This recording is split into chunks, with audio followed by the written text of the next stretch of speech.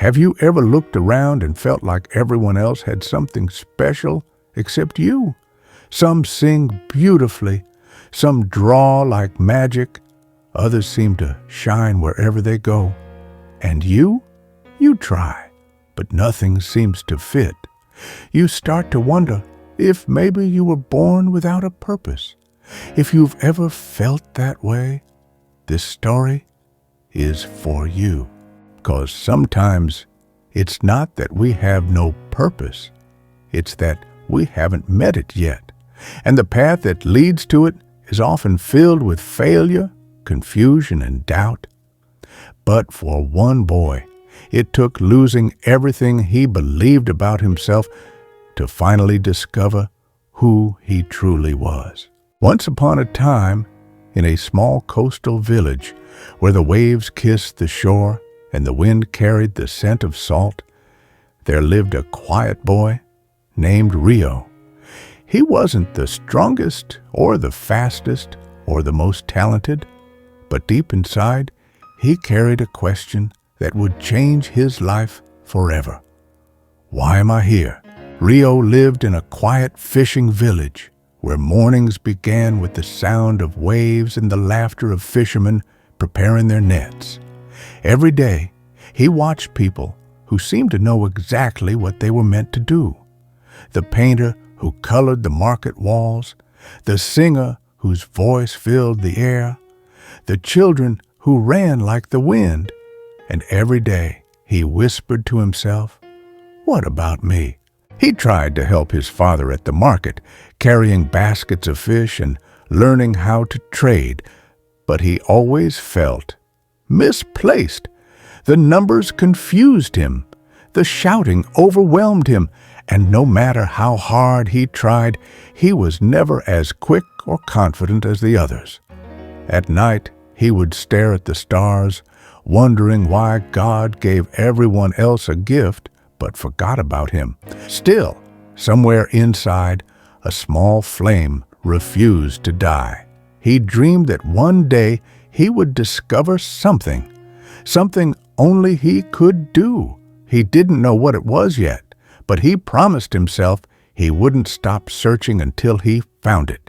And that promise would soon lead him down a path he never expected. Days turned into months, and still nothing changed.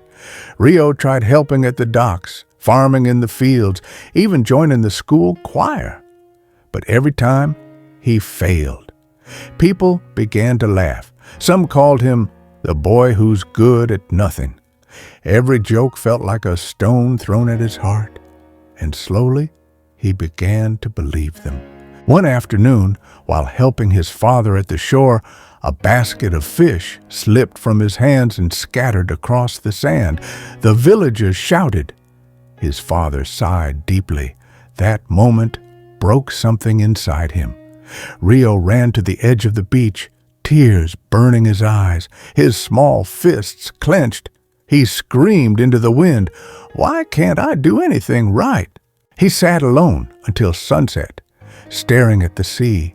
For the first time, he thought about giving up, about becoming just another shadow in the village, living a quiet, ordinary life. But deep down, a whisper rose from somewhere he couldn't explain. It said, "You are meant for more. But first, you must learn who you are." The next morning, as the village prepared for the fishing festival, Rio noticed something strange. A group of children struggling to fix their small wooden boats. He went to help, not because he was told to, but because he wanted to. He picked up the broken pieces and began fitting them together, quietly thinking, adjusting, trying again. For the first time, his hands didn't tremble. They knew what to do. Hours passed, and by evening, the children's boats floated again. Smooth and steady, the villagers watched in surprise. No one had taught him how to repair a boat, yet he had done it perfectly. Something inside Rio lit up like the morning sun. He realized he had a gift, not for selling or singing, but for building, for fixing, for creating. That night, as the waves shimmered under the moonlight, Rio sat beside the repaired boats and smiled for the first time in months. He finally understood purpose doesn't always shout, sometimes it whispers. And you only hear it when you stop comparing your path to others and start listening to your own. Years passed, and the boy who once doubted himself became the man everyone called when something needed fixing. Boats, houses, tools, he could repair them all.